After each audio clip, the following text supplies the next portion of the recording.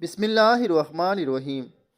رسول اللہ صلی اللہ علیہ وآلہ وسلم نے فرمایا، جو شخص اللہ اور اس کے رسول پر ایمان لائے اور نماز قائم کرے اور رمضان کے روزے رکھے تو اللہ تعالیٰ پر حق ہے کہ وہ جنت میں داخل کرے گا، خواہ اللہ کے راستے میں وہ جہاد کرے یا اسی جگہ پڑا رہے جہاں پیدا ہوا تھا۔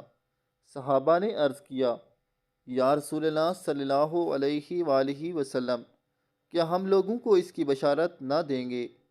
آپ صلی اللہ علیہ وآلہ وسلم نے فرمایا کہ جنت میں 100 درجے ہیں۔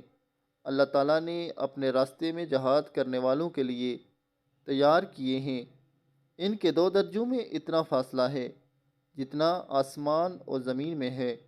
اس لیے جب بھی اللہ تعالیٰ سے مانگتا ہوں تو فردوس مانگو، کیونکہ وہ جنت کا سب سے درمیانی حصہ اور جہنت کے سب سے بلند درجے پر فائز ہے۔